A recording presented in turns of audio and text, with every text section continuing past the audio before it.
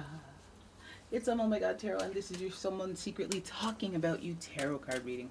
Let's go right in. Let's go right in because ain't no time for that. If you want a personal reading, check out the description. There's a link to my website.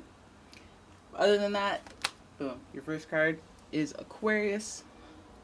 Okay, you want to be okay. You can talk about a Libra if you want, because you're a fellow air sign, right? I mean, anyone can talk about you, but that's like your cousin talking about you. It's fine.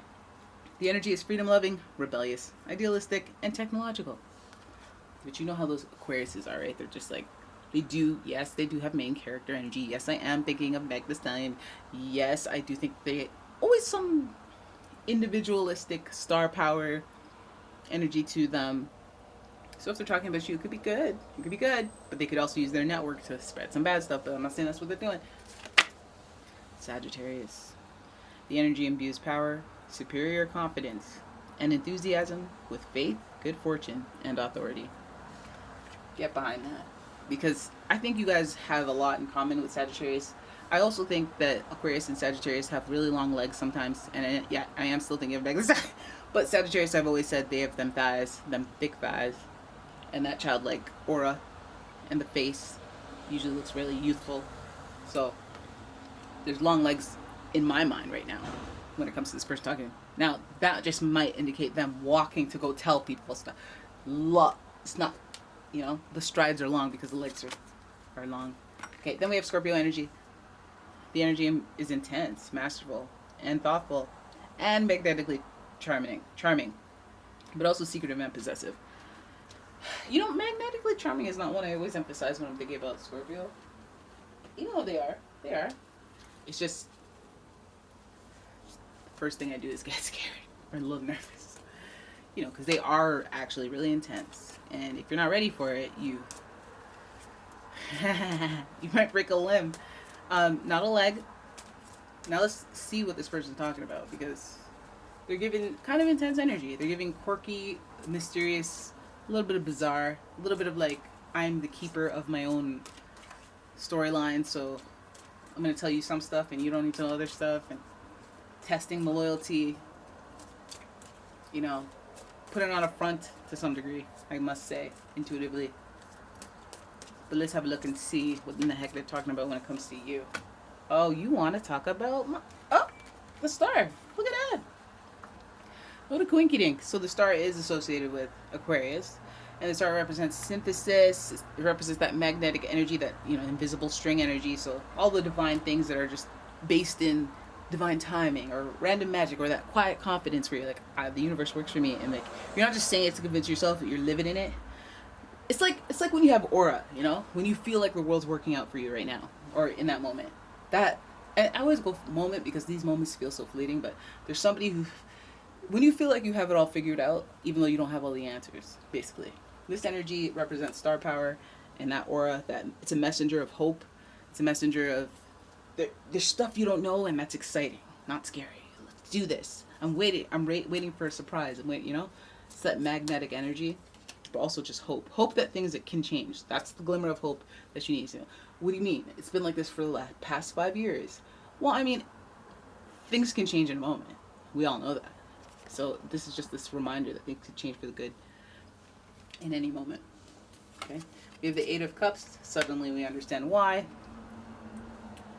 The hope needs to be there because that depression has been lingering for way too long. So this person could be talking about you, and if you seem sad, they could be talking you up, seeing the hype around you, or seeing like the potential and talking you up because maybe you're kind of stagnant, or maybe you're sad or down or not at the it's like it's kind of giving that person this like, if you just post on social media you go viral because you're so pretty. But they're just like, nah, and my head's not even in that, like I'm but too worried about my funds, my money. It's like, but you did it. Maybe not for a while, but eventually you make so much money. Please. You have to want to.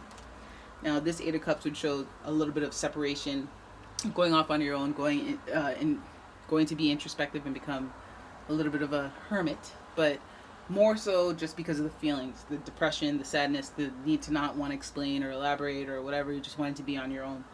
this might be going on for a bit too long. This person may be talking about that's valid. We have Two of Pentacles. You may have some trouble managing your life or juggling your relationships, juggling your responsibilities. They may be talking about that because, as you can see, yeah. Hold up. I don't like all them shadows. So let's have a shadow de-poofer. But the Two of Pentacles would show that there's some issue or some struggles with balancing, juggling priorities, responsibilities.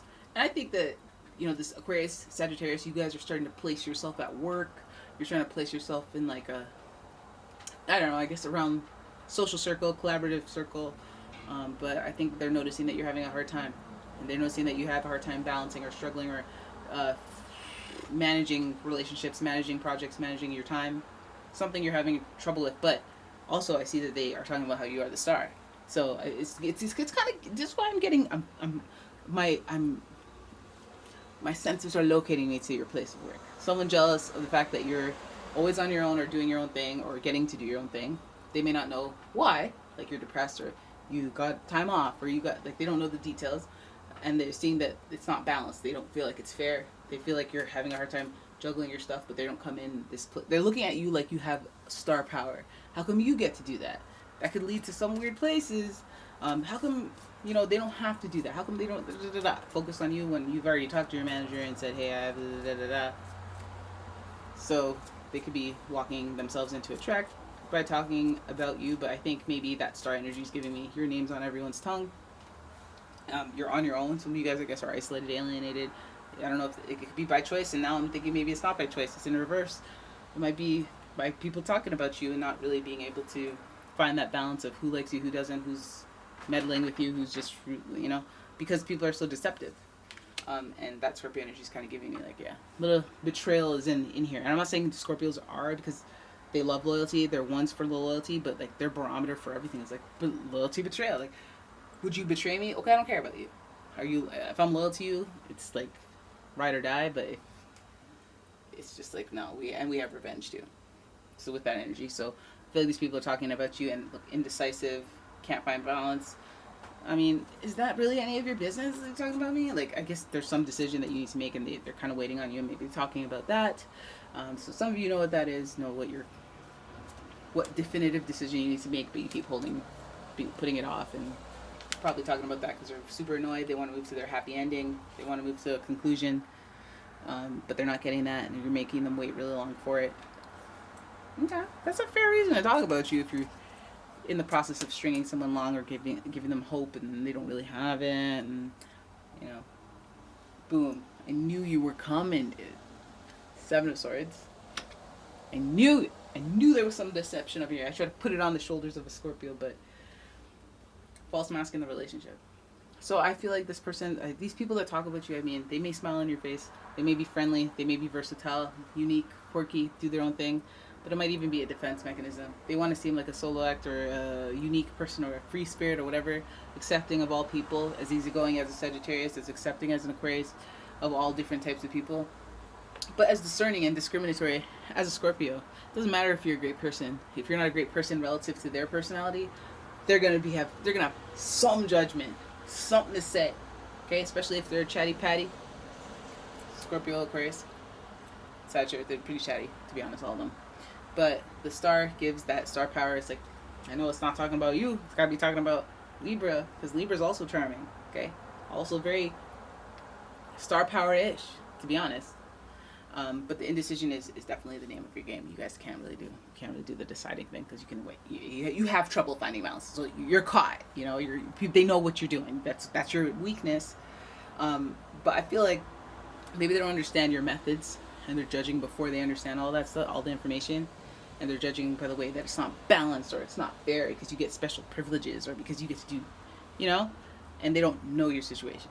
They feel like you're singled out. They feel like you're given special privilege, even though you underperform, or are not doing as much. It's not balanced as everyone else. They don't know why. It's out of their jurisdiction, so just let them do whatever they're doing. If they want to talk about that, go ahead. You're gonna ruin everything, but okay. You're ruining everything for yourself. Ten of Cups shows that there's this, like, what they thought was going to be the outcome is not going to be. You know, like what if they're like, oh hey, this person, this Libra is not doing their thing, so I can't make a decision because we're waiting on them. It's gonna be like, well, I told you to proceed. Oh, well, I did, and I thought that's what you get. You keep your eye on the prize and stop targeting Libra, because Libras, they're not just gonna go rogue and just do whatever. They're gonna let the people who need to know know. You're not a person who needs to know, and that's why you don't know. And now you look stupid. Okay, so you're gonna have foolishness like that. You have the Seven of Swords deception. They might even be, asking you questions, coming in as a friend, posing as a friend. Oh, where were you on Friday? I missed you. Oh, you missed me. Oh, I was just at the dentist. Oh, it's like, now I gotta clean up this rumor where I said you were at your mistress's house or something. Like, you're not a friend. You're just some knucklehead. Some knucklehead gossip who wants to just talk to everyone and tell everyone everything. Like, you're just bored. Okay? So 10 of Cups, I feel like there's like a happy ending, because I mean, this 10 of Cups just tells me the validation of that. Like, whatever you're doing too much, because it's not going to work out the way you think it is. Not going to work out. What do you, like, the hold, and not stagnation, but just the holding of that Two of Pentacles, just trying to find a rebalance. Just trying to find, that's like somebody judging you on your balance, while they're like, step on the pole and then find your balance, and then we're going to have this contest. And then they start, what if the contest started immediately before you stepped up on the pole? It's like, okay, I need to find my footing, and then let's go. What are you doing? But this person, or people, whoever's talking about you, they don't have the emotional intelligence. They don't have that. All they see is red, because they're intense. They might have that, like, seniority syndrome, or know-it-all syndrome, I don't know. So, there it is. That's your reading. Hope you guys enjoyed it. If you did, please give the video a thumbs up and subscribe to my channel. Leave a comment, share the video, and if you'd like your own personal reading, check out my description. There's a link to my website, as well as a link to my Etsy shop, where I got all sorts of... Watch out now. Watch out now. Alright, so I will see you guys in the next one. Bye-bye.